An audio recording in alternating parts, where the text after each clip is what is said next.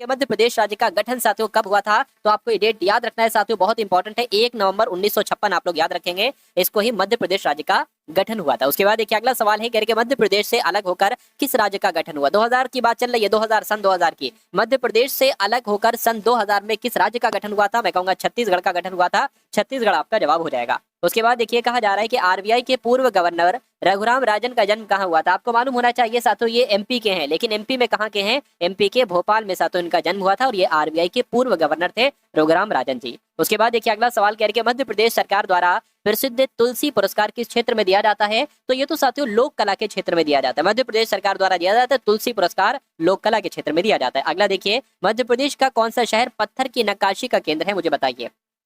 तो मैं कहूंगा साथियों मध्य प्रदेश में जो ग्वालियर जिला है ये शहर पत्थर की नक्काशी का केंद्र है, आंसर आपका भी होगा। उसके बाद देखिए क्या है कि प्राचीन काल में किस शहर का नाम अवंतिका था, तो किसकी बात चल रही है साथियों, उज्जैन की बात चल रही है, यानी कि प्राचीन काल में उज्जैन का नाम क्या था, अवंतिका था। ये मोस्ट इंपॉर्टेंट क्वेश्चन है, परीक्षा में साथियों आएगा ही आएगा। उसके बाद देखिए अगला सवाल कह रहे हैं मध्य प्रदेश में कांग्रेस का एकमात्र अधिवेशन कब आयोजित किया गया था, कब आयोजित किया गया था साथियों, 1938 में आयोजित किया गया था, ये भी सवाल आपसे पूछा जाएगा। उसके बाद देखिए अगला सवाल है कह रहे हैं निम्नलिखित में से किस जिले में जय विलास महल स्थित है, तो जय विलास महल साथियों कहां पर स्थित है, मैं कहूंगा ग्वालियर में स्थित है, ग्वालियर आपका सही जवाब हो जाएगा। अगला सवाल है कह रहे हैं सांची के स्तूप का निर्माण किसके द्वारा किया गया था, तो सांची के स्तूप का निर्माण तो साथियों किसके द्वारा दिया गया था, अशोक के द्वारा किया गया था, ये आपको याद रखना है। राइट आंसर आपका अगर सी है तो बिल्कुल करेक्ट है। कह रहे मध्य प्रदेश जनजातीय संग्रहालय साथियों ये कहां पर स्थित है, आपसे पूछा जा रहा है।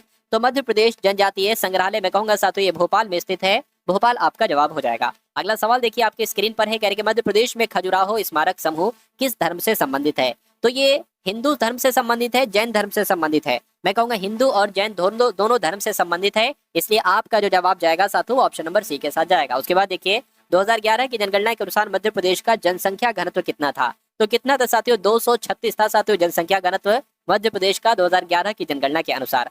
मध्य प्रदेश के किस जिले से चंबल नदी की उत्पत्ति होती है, फटाफट बताइए। तो मैं कहूंगा साथियों इंदौर की अगर हम बात करें तो इंदौर जिले से चंबल की उत्पत्ति होती है, मध्य प्रदेश की बात आपको ध्यान रखना है। उसके बाद देखिए मध्य प्रदेश का सबसे बड़ा सड़क पुल किस नदी पर स्थित है, तो मैं कहूंगा एक नदी है साथियों तवा नदी, यानी कि मध्य प्रदेश का सबसे बड़ा सड़क पुल तवा नदी पर स्थित है, ये बात आपको याद रखना है, आंसर आपका भी होगा। करके बाण सागर बांध किसके नाम पर रखा गया, तो बाण सागर बांध की अगर बात करें तो ये साथियों बाणभट्ट के नाम पर रखा गया था, राइट आंसर आपका सी होगा। उसके बाद देखिए एक सवाल है करके चुनाव आयोग का प्रमुख है ना, प्रमुख द्वारा नियुक्त किया जाता है, क्या साथियों कहा जा रहा है, यानी कि चुनाव आयोग का जो प्रमुख होते हैं उनको किसके द्वारा नियुक्त किया जाता है, तो उनको साथियों राष्ट्रपति के द्वारा नियुक्त किया जाता है, राइट आंसर आपका जाएगा डी के साथ। अगला देखिए कह रहे निम्नलिखित में से कौन सा चुनाव आयोग का महत्वपूर्ण कार्य नहीं है, बहुत ध्यान से देखिएगा, नहीं है कौन सा, देखिए प्रत्यक्ष चुनाव कराना ये चुनाव आयोग का कार्य है, चुनाव का संचालन करना और उसका नियंत्रण करना ये चुनाव आयोग का कार्य है, चुनाव का निरीक्षण करना ये भी चुनाव आयोग का काम है, स्थानीय चुनाव नहीं कराता है साथियों चुनाव आयोग, तो ये एक कार्य उसका नहीं होगा। भारत का लौह पुरुष किसे कहा जाता है, मैं कहूंगा साथियों सरदार वल्लभ भाई पटेल को कहा जाता है भारत का लौह पुरुष, आंसर आपका डी है, तो बिल्कुल करेक्ट है। उसके बाद देखिए कह रहे शंकर अंतर्राष्ट्रीय गुड़िया संग्रहालय ये कहाँ पर स्थित है, तो आपको मालूम होना चाहिए कहाँ पर स्थित है, ये साथियों मुंबई में स्थित है, मुंबई आपका जवाब हो जाएगा। उसके बाद देखिए अगला सवाल है कह रहे भारत के मशहूर शहनाई वादक कौन है, तो भारत के मशहूर शहनाई वादक तो इसमें से कौन है, बिस्मिल्लाह खान है, तो बिस्मिल्लाह खान आपका जवाब हो जाएगा। प्लासी का युद्ध कौन से वर्ष में लड़ा गया था, मुझे बताइए। तो प्लासी का युद्ध जो लड़ा गया था साथियों वो 1757 में लड़ा गया था, 1757 आपका जवाब हो जाएगा। पौधों में जल परिवहन का कार्य जो करता है ना साथियों किसके द्वारा किया जाता है, देखिए जा से जल और जा से जाइलम है, यानी कि जल परिवहन का कार्य जो करता है पौधों में वो जाइलम करता है, राइट आंसर आपका सी होगा। कह रहे हिमालय की सबसे बाहरी श्रृंखला कौन सी है, तो मैं कहूंगा बाहरी श्रृंखला शिवालिक है हिमालय की। उसके बाद देखिए कह रहे कि इनमें से कौन सा डिजिटल लेन देन नहीं है, देखिए पेटीएम हमने किसी को किया तो ये तो डिजिटल लेन देन कहलाएगा, अगर नकद हमने किसी से लेन देन करा तो ये डिजिटल लेन देन थोड़ी ना कहलाएगा। हाँ क्रेडिट कार्ड लेन देन करा तब भी और एटीएम लेन देन करा तब भी साथियों डिजिटल लेन देन कहलाएगा, तो आंसर आपका भी होगा। सौरमंडल की खोज किसके द्वारा की गई थी, तो सौरमंडल की खोज साथियों कोपरनिकस के द्वारा की गई थी, आंसर आपका जाएगा ए के साथ। अगला देखिए कह रहे ब्रह्म समाज की स्थापना किसकी सबसे बड़ी उपलब्धि है, यानी कि ब्रह्म समाज की स्थापना किसके द्वारा की गई थी, राजा राममोहन राय के द्वारा की गई थी, कब की गई थी, 1828 में की गई थी, आपको याद रखना है। उसके बाद देखिए अगला सवाल कह रहे हैं ऊष्मा का सबसे बड़ा चालक है, तो ऊष्मा का सबसे बड़ा चालक तो साथियों चांदी होता है, चांदी आपका जवाब हो जाएगा। अगला देखिए मनुष्य में ऑक्सीजन परिवहन के लिए उत्तरदायी है, तो क्या उत्तरदायी है, मैं कहूंगा हीमोग्लोबिन उत्तरदायी है, मनुष्यों में ऑक्सीजन परिवहन के लिए हीमोग्लोबिन साथियों उत्तरदायी है। कह रहे कि केरल में फसल की कटाई पर कौन सा उत्सव मनाया जाता है, तो जब केरल में फसल की कटाई की जाती है तो उस समय ओणम उत्सव मनाया जाता है। डायरेक्ट ये भी पूछा जा सकता है ओणम उत्सव किस राज्य का है, तो केरल राज्य का है। अगला देखिए पीएमजीवाई की फुल फॉर्म आपसे पूछी जा रही, प्रधानमंत्री ग्राम योजना नहीं,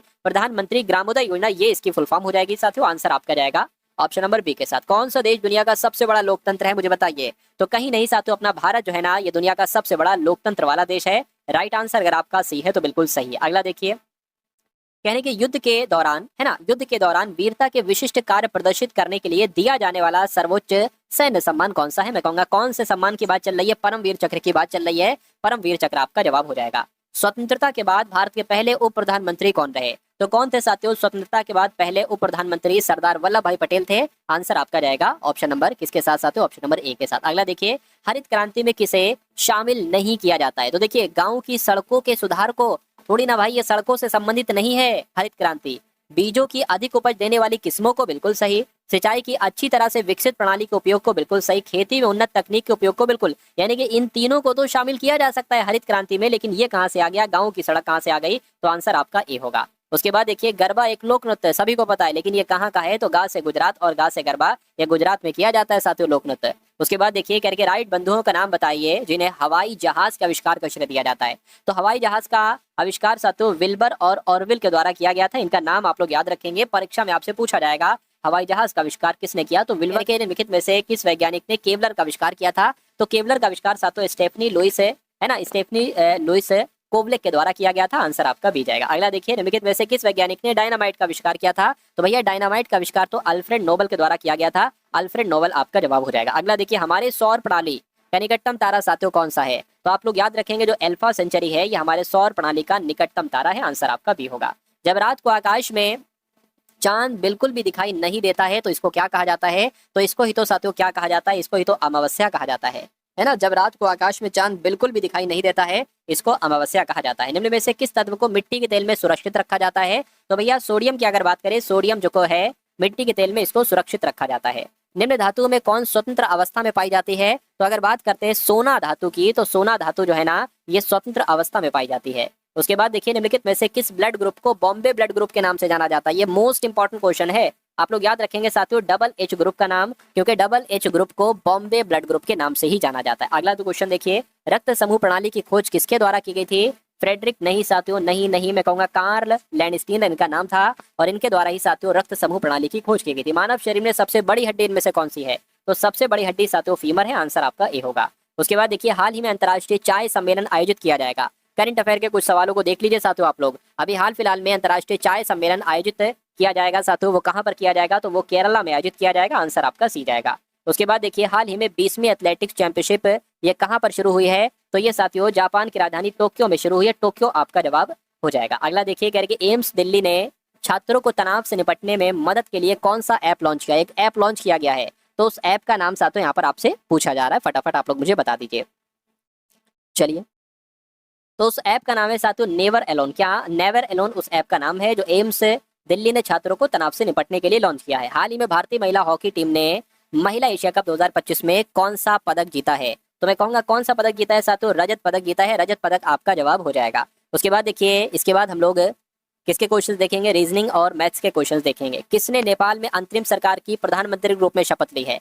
तो अगर बात करते साथियों, आपका जवाब क्या हो सकता है, सुशीला कार्की इनका नाम है, और इन्होंने ही, सुशीला कार्की ने ही नेपाल में अंतरिम सरकार की, क्या साथियों, अंतरिम सरकार के रूप में होना चाहिए, अंतरिम सरकार के रूप में शपथ ली है, प्रधानमंत्री के रूप में ली है, अंतरिम सरकार की प्रधानमंत्री के रूप में शपथ ली है नेपाल में। किसने ली है, सुशीला कार्की ने ली है। आंसर आपका ऑप्शन नंबर सी होगा।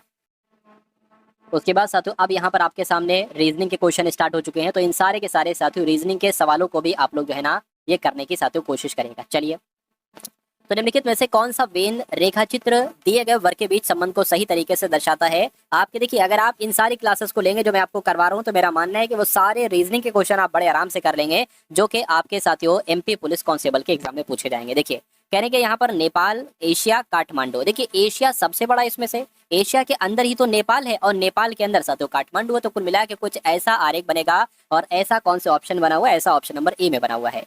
चलिए, उसके बाद देखिए साथियों, अगले नंबर का सवाल है आपकी स्क्रीन पर। आपसे कहा जा रहा है कि उस विकल्प का चयन करिए। कुल मिला के नंबर सीरीज का सवाल है, कह रहे कि 3 है, उसके बाद 16 है, उसके बाद 29 है, उसके बाद 42 है, उसके बाद कौन सा नंबर आएगा। बस इतनी सी बात साथियों आपसे यहाँ पर पूछी जा रही है, मुझे बताइए। देखिए, सबसे पहले अगर यहाँ पर बात करते हैं 3 में क्या मिला है, मैं कहूंगा 13 मिला दो 16 हो जाएगा। 16 में कितना मिलाएं, 16 में भी 13 मिला दो 29 हो जाएगा, 29 में कितना मिलाएं 13 मिला दो, यानी कि यहाँ पर भी 13 ऐड करना पड़ेगा, तो ये कितना 2 3 5 हो जाएगा, 4 1 5 यानी कि 55 हो जाएगा। क्या 55 कहीं ऑप्शन में है? बिल्कुल ऑप्शन नंबर में है, ऑप्शन नंबर सी वाले में। तो जिनका आंसर यहाँ पर ऑप्शन नंबर सी के साथ है तो बिल्कुल सही है। अगला सवाल साथियों आपकी स्क्रीन पर है, आपसे कहा जा रहा है कि जैसे म्यांमार को क्यात लिखा है, यानी कि म्यांमार का संबंध क्यात से है, वैसे ही पाकिस्तान का संबंध साथियों किससे होगा, ये आपको यहाँ पर बता रहे हैं। देखिए म्यांमार में क्या मुद्रा चलती है? क्या चलती है। पाकिस्तान में क्या चलती है? रुपया चलती है। तो रुपया कहाँ पर लिखा हुआ? ऑप्शन नंबर सी में लिखा हुआ है। अगला क्वेश्चन देखिए, फिर से एक नंबर सीरीज का सवाल है, कह रहे कि 8 है, उसके बाद 9 है, उसके बाद 17 है, उसके बाद 44 है, तो अगला नंबर यहाँ पर क्या आ सकता है, ये आपसे यहाँ पर पूछा जा रहा है, मुझे बताइए। देखिए अगर 8 से हम 9 पर जाएं तो यहाँ पर कितना बढ़ रहा है? 1 बढ़ रहा है। 9 से 17 पर जाए साथियों कितना बढ़ रहा है? मैं कहूँगा 8 बढ़ रहा है। अच्छा 17 से 44 पर अगर बात करते हैं तो कितना बढ़ रहा है? देखिए 4 में से 7 जा नहीं सकता, 14 में से 7 जाएगा, 7 बचेगा, ये 3 हो जाए, 3 में से 1 जाएगा, 2 बचेगा, यानी कि 8 27। तो मैं कहूंगा साथियों यहाँ पर 1 बड़ा है। अच्छा यहाँ पर अगर थोड़ा सा आप ध्यान लगाइए, यहाँ पर क्या बढ़ेगा? देखिए ये होता है 2 का क्यूब, ये होता है 3 का क्यूब, इसको हम 1 का क्यूब मान सकते हैं। 1 2 3 यानी कि यहाँ पर 4 का क्यूब आ जाएगा। 4 का क्यूब कितना होता है? 64 होता है, यानी कि 44 और 64 कितना होता है? तो 4 4 8 हो गया और 10 आ गया, 108 यहाँ पर आएगा। और ऑप्शन में भी 108 है, यानी कि जिनका भी आंसर, जो लोग ऑप्शन नंबर बी के साथ है, मैं कहूंगा आंसर आपका बिल्कुल करेक्ट हो जाएगा भाई, बहुत बढ़िया, वेरी गुड क्लास। उसके बाद देखिए अगला सवाल है, कह रहे कि स्पीड को यहाँ पर 45 लिखा जाता है, तो एबोर्ड को साथियों क्या लिखा जाएगा मुझे बताइए। अब कभी भी अगर कोई वर्ड आपके सामने है और एक बड़ा सा नंबर है जिसके 45 यहाँ पर आया है, तो आपको क्या करना है मैं आपको बता देता हूँ। देखिए एस जो है ना ये 19 पर होता है ना, और पी की अगर बात करें 16 पर होता है, ए 1 पर होता है, डी 4 पर होता है, ई 5 पर होता है। ऐसा तो नहीं इनका प्लस करके 45 आया। देखिए जरा 4 और 5 9 हो गया, 10 हो गया, है ना, 16 और 10 आपका 36 हो जाएगा। 36 ये तो 45 तो साथियों नहीं हो रहा है किसी कीमत पे भी, है ना। एक सेकंड रुकिए, फिर से जरा जोड़िए यहाँ पर। अच्छा 4 और 5 9 हो गया, 10 हो गया, है ना, 26 हो गया साथियों, 26 हो गया। 26 की अगर बात करें और 19 कितना होता है साथियों? 15 हो गया। हाँ बिल्कुल 45 हो जाएगा। तो इसका योग जो आया है 45 आया है, इसको भी जोड़ लीजिए। 1 2 ओ 15 पर होता है, डी 4 पर होता है, ई 5 पर होता है। ये कितना हो गया? 3 हो गया, 3 और 4 7 हो गया, 7 5 12 हो गया, 12 15 कितना हो जाएगा साथियों? 12 15 आपका 27 हो जाएगा। 27 ऑप्शन नंबर सी वाले में है, तो आंसर आपका जाएगा ऑप्शन नंबर सी के साथ।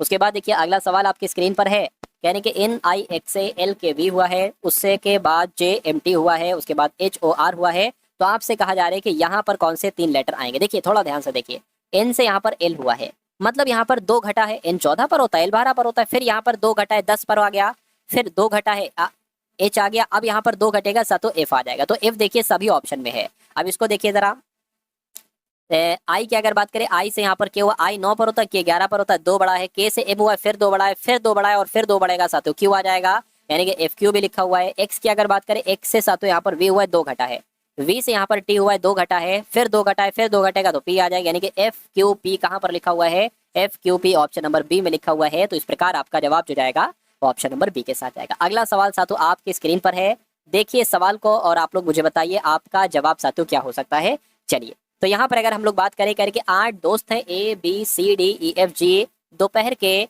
भोजन के लिए एक गोल मेज के चारों ओर एक दूसरे की तरफ मुंह करके बैठे हैं। चलिए कोई दिक्कत नहीं, एक गोला बना लिया, 1 2 कितने दोस्त हैं? 8 दोस्त हैं, 1 2 3 4 5 6 7 और ये 8 हो गए। इतनी बात समझ में आ गई साथियों आपको? 8 मित्र यहाँ पर ले लिए हैं हमने। चलिए कोई दिक्कत नहीं, 8 मित्र की अगर बात करते हैं तो अब कहा जा रहा है कि ए एफ के सामने बैठा है और बी के दाएं तीसरे स्थान पर बैठा है, यानी कि ए जो बैठा है ना ये बी के दाएं तीसरे स्थान पर बैठा है। तो आप बी को कहीं पर भी बना सकते हैं। मान लीजिए बी आपने यहाँ पर बैठा ला और सभी का मुंह केंद्र की तरफ है, बी का दाएं तीसरा क्या होगा? 1 2 3, यानी कि ए जो होगा वो ए यहाँ पर बैठ जाएगा। अब कह रहे हैं कि ए एफ के सामने बैठा है, ए जो है ये एफ के सामने बैठे यानी कि एफ साथ तो यहाँ पर आ जाएगा। उसके बाद कह रहे हैं कि एफ और डी के बीच में जी है, तो एफ और डी, डी यहाँ पर आ जाएगा। एफ और डी के बीच में कौन है साथ? तो जी है, जी आ गया। कह रहे डी के बाएं और एच बैठा है, तो डी के बाएं और एच यानी कि एच यहाँ पर बैठेगा। कह रहे सी और ए के बीच में ई है, तो सी और ए, ये हो गया सी, ये हो गया सी और ए के बीच में कौन बैठा है? ई बैठा है, यानी कि 8 थे, 8 के 8 आपने बैठा दिया। अब सवाल में पूछा जा रहा है कि सी के दाएं तीसरे स्थान पर कौन है? सी यहाँ पर है, सी का दाएं तीसरा क्या होगा? 1 2 3 यानी कि एच बैठेगा, सी के दाएं तीसरे स्थान पर एच बैठेगा। एच कहाँ पर लिखा हुआ है साथों? एच आपका ऑप्शन नंबर सी में लिखा हुआ है। तो जिनका आंसर यहाँ पर है ऑप्शन नंबर सी के साथ, तो मैं कहूंगा आंसर आपका बिल्कुल करेक्ट है। उसके बाद देखिए अगले नंबर का साथों सवाल आपकी स्क्रीन पर है, देखिए और मुझे बताइए आपका जवाब क्या हो सकता है। आपसे यहाँ पर कहा जा रहा है कि 22 + 11 गुणा 22 - 2 है ना, और ये भाग होगा साथियों, अनुपात थोड़ी ना, भाग 3 है और बराबर 45 है। यानी कि अब कौन सा ऑप्शन हम लोग साथियों कैलकुलेट करें। ऐसे सवालों में सबसे अंत से साथियों आप लोग चला करिए, आंसर आपको जल्दी मिल सकता है। प्लस भाग, यानी कि निम्नलिखित समीकरण को सही करने के लिए विकल्पों में से दो चिन्हों को परस्पर बदला जाना चाहिए। यानी कि अगर प्लस की जगह पर भाग और भाग की जगह पर प्लस कर दें तो क्या आ सकता है, देखिए 22 हो गया, 11 हो गया, फिर 22 आ गया, फिर 2 आ गया, फिर 3 आ गया, बराबर आपको 45 लाना है। अगर इसको कैलकुलेट करके 45 आ गया तो ये हमारा जवाब हो जाएगा, वरना हम अगले स्टेप की तरफ बढ़ेंगे। देखिए प्लस है, प्लस की जगह पर हमें भाग लिखना है तो भाग आ जाएगा, गुणा का गुणा रहेगा, माइनस का माइनस रहेगा, भाग आ गया, भाग की जगह पर प्लस आ जाए। देखिए ये तो पहले कट और 11 का 11 दूना 22 आ जाएगा, 2 22 दूना 44 आ जाएगा, 44 में से 2 जाएगा तो 42 बचेगा, 42 और 3 45 हो जाएगा, यानी कि 45 बराबर 45 आ चुका है। फाइनली हमारा जवाब जो जाएगा वो ऑप्शन नंबर डी के साथ ही जाएगा। चलिए अगला सवाल साथियों आप लोग देख लीजिए। अब इसमें से आपसे कहा जा रहा है कि असंगत इसमें से साथियों कौन सा है, ऑप्शन नंबर ए, बी, सी या डी, बताइए। देखिए यहाँ पर अगर हम लोग बात करें, जैसे कि अगर जे जो है ना वो 10 पर आता है, पी की बात करें 16 पर आता है, सी 3 पर आता है, उसी प्रकार डी 4 पर आता है, ई 5 पर आता है, पी 16 पर आता है, बी 2 पर आता है, एफ 6 पर आता है, क्यू 17 पर आता है, एल 12 पर आता है, एच 8 पर आता है, ई 5 पर आता है। अच्छा इनका अगर हम योगफल करें, इसके 12 8 20 और 5 25 हो जाएगा, ये कितना हो जाएगा 6, ये 8 हो गया है ना, और ये भी तो सातों 25 हो जाएगा, और 16 और ये भी सातों 25 हो जाएगा, यानी कि 25 25 25 क्या ये भी 25 है, ये तो 26 27 28 तो ज्यादा हो रहा है साथियों, 29 हो रहा है लगभग, तो मैं कहूंगा ये सबसे अलग हो जाएगा, सबसे अलग हो जाएगा, तो आपका यही जवाब हो जाएगा। उसके बाद देखिए साथियों नेक्स्ट नंबर का क्वेश्चन अब हम लोग देखेंगे, जो कि साथियों बहुत शानदार और बहुत अच्छा सवाल यहाँ पर ये लग रहा है। देखते हैं आखिर इस सवाल में साथियों क्या कहा गया है। देखिए यहाँ पर कहा गया आपसे कि 7 दोस्त हैं। अब ये 7 दोस्त साथियों कौन कौन से हैं, ओ है, पी है, क्यू है, आर है, एस, टी, यू। एक पंक्ति में बैठकर फिल्म देख रहे हैं, ठीक है भैया, एक पंक्ति बना लेते हैं, 7 लोग है ना, 1 2 3 4 5 6 और एक साथियों ये 7 लोग यहाँ पर हो गए, ठीक है, कोई दिक्कत नहीं। अब यहाँ पर अगर हम लोग बात करें, एक सेकेंड, हाँ है ना, अब अगर साथियों यहाँ पर हम लोग बात करें, कह रहे कि एस किसी छोर पर बैठा है, तो एस या तो साथियों यहाँ पर बैठा होगा या यहाँ पर बैठा होगा। क्यू एस के दाएं दूसरे स्थान पर बैठा है, एस के दाएं दूसरे स्थान पर बैठा है एस, यानी कि अब देखिए अब एस यहीं पर ही बैठेगा, क्योंकि यहाँ पर बैठा लेंगे तो एस का दायां इधर थोड़ी ना लिखेंगे, यानी कि क्यू एस के दाएं दूसरे स्थान पर बैठा है 1 2, यानी कि क्यू साथियों यहाँ पर बैठेगा। कह रहे कि ओ और क्यू के बीच में बैठा है पी, तो ओ और क्यू यानी कि ओ यहाँ पर आ जाएगा, ओ और क्यू के बीच में बैठा है पी, पी हो गया। यू किसी भी छोर पर नहीं बैठा है, यानी कि यू यहाँ पर नहीं बैठा है, तो या तो यू यहाँ पर बैठेगा या साथियों यहाँ पर बैठेगा यू, यानी कि आर टी के बाएं ओर बैठा है, तो आर टी के बाएं बैठा है, यानी कि आर जो है ना ये टी के बाएं बैठा है, ठीक है। अब बचा क्या साथियों, यू, यू यहाँ पर आपका आ जाएगा, सातों के साथ लोग आप बैठा है, जो कि बिल्कुल दाएं बाएं छोर पर साथियों कौन है, तो बिल्कुल बाएं छोर पर साथियों कौन है, एस है, तो एस आपका जवाब हो जाएगा, जो कि ऑप्शन नंबर ए वाले में लिखा हुआ है। चलिए अगला सवाल साथियों आपकी स्क्रीन पर है, देखिए और बताइए कि आपका सही जवाब साथियों यहाँ पर किस ऑप्शन के साथ जाएगा, क्या होगा। देखिए करके 5 7 से 32 बनाया गया है, 15 5 से 230 बनाया गया है, तो 6 और किस नंबर से यहाँ पर 42 बन सकता है। अगर हम साथियों इस कॉन्सेप्ट को अपनाए, देखिए जैसे कि अगर हम यहाँ पर कर दें साथियों क्या 5 का स्क्वायर तो कितना हो जाएगा 25 हो जाएगा, और उसमें अगर हम 7 जोड़ देते हैं तो हमें ये वाला नंबर मिल जाएगा, देखिए 32 नंबर। उसी प्रकार अगर हम साथियों क्या 15 का स्क्वायर करते हैं, 15 का स्क्वायर कितना आ जाएगा 225 आ जाएगा, अगर हम उसमें 5 ऐड कर देते हैं तो हमें ये नंबर मिल जाएगा 230, देखिए ये है। यानी कि अब हम 6 का स्क्वायर करेंगे 36, और 42 बनाने के लिए हमें इसमें से कितना जोड़ना होगा, मैं कहूंगा 4 तो 6, हमें 6 जोड़ना होगा तो ये 42 बन जाएगा, यानी कि यहाँ पर 6 नंबर आएगा, और 6 नंबर कौन सा ऑप्शन में है, ऑप्शन नंबर ए वाले में। उसके बाद देखिए अगला सवाल है, यानी कि लार्वा का संबंध जैसे कीट से है वैसे ही मेमना का संबंध साथियों किससे होगा, हिरन से, बच्चे से, शेर से या भेड़ से। देखिए जो कीट होता है ना, कीट के कहीं ना कहीं बच्चे को कहा जाता है साथियों लार्वा, तो कीट के बच्चे को लार्वा कहेंगे। उसी प्रकार मेमना किसके बच्चे को कहेंगे, मैं कहूंगा भेड़ के बच्चे को मेमना कहेंगे, इसलिए आंसर आपका डी होगा। अगला सवाल है आपकी स्क्रीन पर, देखिए सवाल को और बताइए आपका जवाब क्या हो सकता है। आपसे यहाँ पर कहा जा रहा है कि 22 का संबंध जैसे 625 से है वैसे ही 13 का संबंध साथियों यहाँ पर किस नंबर से होगा, फटाफट आप लोग एक बार मुझे यहाँ पर बता दीजिए। देखिए मुझे ऐसा लग रहा है कि अगर हम 22 में 3 जोड़ने सिर्फ तो क्या बन जाएगा 25 बन जाएगा, और 25 का स्क्वायर होता है 625, खेल खत्म। उसी प्रकार इसमें भी 3 जोड़ दे तो ये हो जाएगा 16, और 16 का स्क्वायर होता है 256, अगर 256 ऑप्शन में मिल गया तो खेल खत्म हो जाएगा, 256 मिल चुका है, खेल खत्म इस सवाल का। उसके बाद देखिए अगला सवाल है, कह रहे कि ए सी जी से डी एफ डी बनाया गया है, तो सी आई यू से साथियों क्या बनाया जा सकता है, मुझे बताइए। देखिए अगर ए से डी करे तो 3 जोड़ा, सी से एफ करे 3 जोड़ा, जी से डी करे 3 घटाए, यानी कि पहले 3 जोड़ा, फिर 3 जोड़ा, फिर 3 घटा दिया। इसको देखिए 3 जोड़ा तो एफ आया, फिर 3 जोड़ा साथियों क्या आ जाएगा, एल आ जाएगा, ठीक है। अब 3 अगर घटाएंगे तो आर आ जाएगा। क्या एफ एल आर कहीं पर ऑप्शन में लिखा हुआ है, एफ एल आर बिल्कुल लिखा हुआ है, ऑप्शन नंबर सी में लिखा हुआ है। अगला सवाल देखिए आपकी स्क्रीन पर है, अब आपके सामने साथियों कथन और निष्कर्ष वाला सवाल आ चुका है। आपसे कहा जा रहा है कि कुछ बंदूकें मकड़ियां हैं, तो जैसा भैया कह रहे हैं वैसे मान लीजिए कुछ बंदूकें मकड़ियां बना लीजिए, चलिए कोई नहीं, ये मान लीजिए क्या हो गई, ये बंदूक हो गई, है ना, और कुछ बंदूक यानी कि इतनी बंदूक क्या हो गई साथियों, इतनी बंदूक मकड़ी हो गई, यानी कि कुछ मकड़ियां किसान ले भाई इतना, कुछ कुछ मकड़ियां क्या हो गई साथियों, कुछ मकड़ियां हमने यहाँ पर क्या बना ली, किसान बना ली। अब निष्कर्ष को पढ़िए और बताइए कौन सा निष्कर्ष सही है, कौन सा निष्कर्ष गलत है। कह रहे कि कुछ बंदूकें किसान है भैया, बंदूक ये है किसान ये है, कैसे कुछ बंदूकें किसान हो सकता है, गलत है।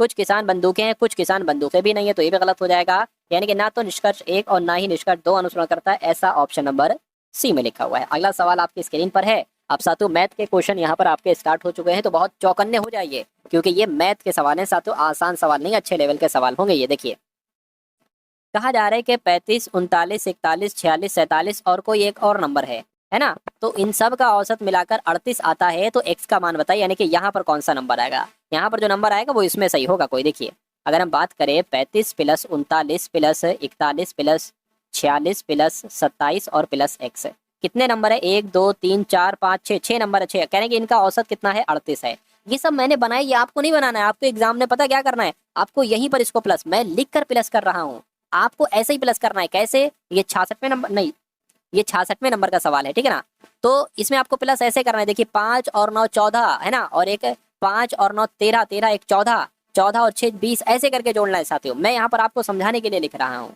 चलिए तो जोड़ लेते हैं साथियों, 9 और 5 कितना हो जाएगा, 9 5 भाई 14 ही तो होगा, पहले 14 बोला फिर 13 बोला, कोई बात नहीं, 9 5 14 हो गया, 14 1 15, 15 6 21, 21 और ये 28, 28 का लग गया आपका कितना 8 और हासिल का लग गया 2, ठीक है ना, 2 2 4 4 8 8 12 12 और 6 कितना हो जाएगा 18 हो जाएगा, यानी कि 188 यहाँ पर साथियों आ गया है 188, और ये प्लस x है ना, और बराबर कितना है 38 है। काम करिए 6 की गुणा इससे 38 से हो जाएगी, ये लीजिए। अब 38 गुणा 6 कितना हो गया, 38 गुणा 6 देखिए जरा, 6 छंग 36, 6 सत्ते 42, 6 48 हो गया, 6 यहाँ 18 हो गया, और आपका 24 आ जाएगा, 248 आ जाएगा। ठीक है, अब क्या करेंगे, x बराबर 248, ये 88 है ना, 188 उधर जाएगा माइनस का हो जाएगा 188, आप घटा लीजिए, x का मान आपको पता चल जाएगा, 8 में से 8 जाएगा 0 बचेगा, 24 में से 18 जाएगा 6 बचेगा, यानी कि x का मान 60 निकला है। लेकिन 60 तो कहीं ऑप्शन में नहीं है, देखिए कोई दिक्कत है क्या, कुछ दिक्कत लग रही है क्या, अच्छा इसमें तो दिक्कत नहीं है, देखिए जरा, 6 छंग 36, 6 से 42, 6 अट्ठे 48, 48 का 8 हाथ से लग गया साथियों 4, ठीक कोई दिक्कत नहीं। अब 6 तियां 18 है ना, 6 तियां 18 19 20 21 22, अच्छा 22 हुआ भाई साहब, ये 228 है, सॉरी सॉरी सॉरी, ये कितना है, ये 228 है, 228 माइनस 188 आपको बताना है, तो 8 में से 8 जाएगा 0 बचेगा, 22 में से 18 जाएंगे 4, यानी कि 40 आना चाहिए, 40 आपका ऑप्शन नंबर बी वाले में हो जाएगा। उसके बाद देखिए साथियों अगले नंबर का क्वेश्चन है आपकी स्क्रीन पर, सिंप्लीफिकेशन का क्वेश्चन है, बहुत शानदार साथियों क्वेश्चन आपकी स्क्रीन पर है। देखिए आपसे कहा जा रहा है 6 सही 1/2 प्लस 80 भाग 40 है ना, क्या है साथियों, भाग 40 है माइनस 30/7 है का है, और फिर साथियों क्या है 5 माइनस क्या साथियों 5 माइनस 1 यहाँ पर 3 है, तो इसको आपको क्या करना है, आपको साथियों कैलकुलेट कराना है। सबसे पहले इसको अगर करें 6 सही 1/2 को 2 छंग 12 और 1 13, यानी कि 13/2 आ गया है। अब इसको तो बहुत आराम से हो जाएगा साथियों, 40 40 40 दूना 80, यानी कि 2 यहाँ पर आ जाएगा, माइनस 1 आ जाएगा साथियों 30/7, ये ब्रैकेट में तो ब्रैकेट वाला सॉल्व कर लीजिए, है ना। अब बाकी का की जगह पर गुणा आ जाएगा, पहले इसको सॉल्व कर लीजिए, 3 पंजे 15 है ना, 15 आ गया माइनस 1 आ गया बटे 3, यानी कि 14/3 आ जाएगा, तो गुणा लिखकर साथियों 14/3 यहाँ पर आ गया। अब इसको कैलकुलेट करा लीजिए, 13 एकम 13 हो जाएगा, 13 और 2 दूना 4 हो जाएगा, बटे क्या आ गया 2 एकम 2 आ गया। इसकी अगर बात करते हैं साथियों ये कैंसिल होगा, देखिए 3 से ये आपका 10 आ जाएगा, 7 से ये कट होगा साथियों 2 आ जाएगा, यानी कि यहाँ पर कितना आ गया है 10 दूना 20, 20 आपका आ गया है। चलिए कोई दिक्कत नहीं, ये कितना आ जाएगा, ये आ जाएगा आपका 13 4 15 16 17, इसको एक काम करिए 17 लिख लीजिए, क्यों एक स्टेप एक्स्ट्रा बढ़ाएंगे, तो इसको 17 कर लेंगे, यहीं पर इसका क्रियाक्रम कर डालेंगे। देखिए अब अगला स्टेप देखिए, 1 की गुणा 17, 17 एकम 17, और ये कितना हो जाएगा 40, 20 दूना 40 हो गया आपका, बटे क्या आ जाएगा 2 आ जाएगा। इतनी बात क्लियर है, कोई दिक्कत कोई परेशानी नहीं है। चलिए अब अगर बात करते हैं साथियों इतना जाएगा तो ये 23 हो जाएगा, माइनस का 23, 40 में से 17, 17 में से 40 जाएगा, माइनस का 23 आएगा बटे 2, क्या माइनस का 23 बटे 2 कहीं पर लिखा हुआ है, मैं कहूँगा बिल्कुल लिखा हुआ है, ऑप्शन नंबर सी वाले में लिखा हुआ है, तो जिनका आंसर यहाँ पर ऑप्शन नंबर सी के साथ है तो बिल्कुल करेक्ट हो जाएगा। अगला सवाल आपकी स्क्रीन पर है, देखिए और बताइए आंसर आपका क्या हो सकता है। देखिए भाई कहा जा रहा है कि ए अकेला एक कुर्सी 40 दिनों में बना सकता है तथा बी अकेला उसी कुर्सी को 24 दिनों में बना सकता है, यानी कि ए अकेला 40 दिन में जो काम करता है बी अकेला वही काम 24 दिन में करता है। यदि ए और बी एक दिन छोड़कर काम करें, अच्छा, तथा ए पहले दिन काम करे, है ना, ए और बी एक दिन छोड़कर काम करे, अच्छा मतलब समझ गया, तो कुर्सी कितने दिन में पूरी हो पाएगी, यानी कि पहले दिन ए करे फिर दूसरे दिन बी करे, फिर तीसरे दिन सिर्फ ए करे बी ना करे, फिर साथियों ए करे फिर बी करे, फिर ए करे फिर बी करे, ऐसे कह रहे हैं। तो यहाँ पर एक ऐसा नंबर ले लेंगे साथियों जो कि 40 से भी कटे 24 से भी कटे, यानी कि 120 एक ऐसा नंबर, 40 तियां और 24 पंजे 120 होता है। इतनी बात साथियों समझ में आपकी आ गई? अगर आ गई तो बहुत अच्छी बात है। चलिए अब अगर बात करते हैं, देखिए पहले दिन ए काम कर रहा है, ए एक दिन में 3 काम करता है, बी एक दिन में 5 काम करता है, यानी कि एक दिन पहले दिन 3 काम हुआ, दूसरे दिन 5 काम हुआ, यानी कि 2 दिन में कितना काम हुआ साथियों? 2 दिन में आपका 8 काम हुआ। अच्छा ये नंबर क्या होता है? ये होता है टोटल काम, है ना। टोटल काम कितना किया गया? 120 किया गया है। तो अगर हम बात करते हैं साथियों, है ना, अगर हम साथियों बात करते हैं यहाँ पर, अब 8 की हम किससे गुणा कराएं?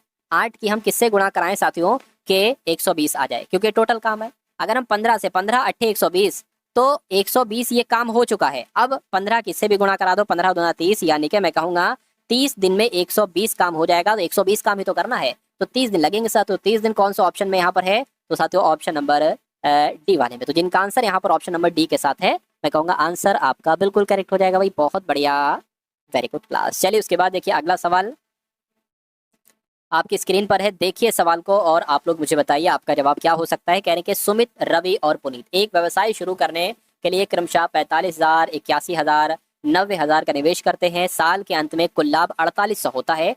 कुल लाभ का 30% दान में दे देते हैं, बाकी उनके बीच जो बचता है वो उसको आपस में तीनों लोग बांट लेते हैं। तो कहने के ये बताइए कि सुमित का हिस्सा कितना होगा? सुमित का हिस्सा, है ना, सुमित का हिस्सा कितना होगा? देखिए एक काम करिए, एक बात मैं आपको बता दूं, व्यवसाय में उन्होंने जितनी जितनी राशि लगाई है ना, अगर उसी का हम अनुपात निकाल लें तो मैं कह सकता हूं वही उनको, मतलब जितनी राशि वो लगा रहे हैं उसी के हिसाब से उनको लाभ मिलेगा। अगर हम 3 0 इसके 3 0 इसके 3 0 इसके काट दें तो 45:81:90 बचेगा, यही इनको लाभ के रूप में मिलेगा। क्या ये और कट सकता है? बिल्कुल कट सकता है। 9 से, देखिए 9 पंजे 45, है ना। देखिए अच्छा बात करते हैं यहाँ पर, अगर बात करें, एक सेकेंड, इसको मुझे हटाना है, एक सेकेंड, इरेजर से हटा दिया मैंने। चलिए हाँ, तो मैं क्या कह रहा था? मैं ये कह रहा था साथियों, मैं ये कह रहा था सुमित की जगह पर साथियों हम एस लिख लेते हैं, और रवि की जगह पर आर, और पुनीत की जगह पर पी। यानी कि अगर 9 पंजे 45 तो 5 लाभ मिलेगा, है ना, इसको सुमित को। और 9 पंजे 45, 9 9 81, और 9 एकम 9, 0 आ गया। यानी कि ये क्या है? ये हमने लाभ का अनुपात निकाल लिया, क्योंकि इन्होंने इसी अकॉर्डिंग, इसी अनुपात में पैसा लगाया था। तो जिस अनुपात, देखिए अगर मैं 2 लगाता हूं और आप 4 लगाते हैं तो आपको मुझसे डबल फायदा मिलेगा, प्रॉफिट मिलेगा। चलिए तो अगर कुल लाभ आपके सामने तो फिर तो कोई दिक्कत ही नहीं है। कुल लाभ 4800 है, और किसका लाभ निकालना है? सुमित का। सुमित का लाभ 5 है, और अब सबका योगफल यहाँ पर आ जाएगा, तो कुल मिला के ये कितना हो जाएगा? 19 हो गया, 24 आ जाएगा, 24 यहाँ पर आए, 24 एकम 24, 24 दूना 48 हो गया, 5 दूना 10 हो गया। 1000 जो लाभ आया है वो साथियों सुमित का आया है, और 1000 लाभ तो कहीं है ही नहीं, है ना। अच्छा अच्छा अच्छा, मुझसे गलती हो गई साथियों। क्या? एक सेकेंड, यहाँ पर एक बात पे मैंने ध्यान नहीं दिया था। मैंने ध्यान यहाँ पर, इसको मैं इरेज कर देता हूँ, पहले मैं इसको इरेज कर देता हूँ। उसने ये भी तो कहा था साथियों, क्या कहा था? उसने कहा था जो 4800 कुल लाभ मिला है, इसमें से भैया 30% दान में दे दिया गया है, तो 30% को हटा दो, बचा इसका 70% कितना होगा, है ना। 0 से 0 कैंसिल हो गया, 7 के 48 से करा लो, 7 अट्ठे 56 हो जाएगा, है ना, 7 अट्ठे 56 आ गया, 7 चौक 28, 28 और आपका 33 हो जाएगा। यानी कि अब लाभ 4800 नहीं है, अब लाभ है साथियों सिर्फ और सिर्फ 3360 रुपए, क्योंकि इसका 30% तो दान में दे दिया गया, बाकी का बांटना है हमें। तो अब सुमित का निकालना है, सुमित का लाभ है 5, टोटल कितना है साथियों? 24 है। इसको जरा आप कैलकुलेट करा लीजिए साथियों, 6 चौक 24, 6 पंजे 30, 6 चंग 36, 0 आ गया, 4 कम 4, 4 चौक 16, 0 आ गया, 14 पंजे 70, यानी कि 700 जो होगा वो साथियों लाभ आएगा सुमित का। सुमित आपका जवाब हो जाएगा। अगर आपको रोहित का निकालना है तो 5 की जगह पर 9 रखिए, पुनीत का निकालना है तो 5 की जगह पर साथियों आप क्या रख सकते हैं? 10 रख सकते हैं। चलिए भाई, उसके बाद देखिए अगले नंबर का सवाल आपकी स्क्रीन पर है।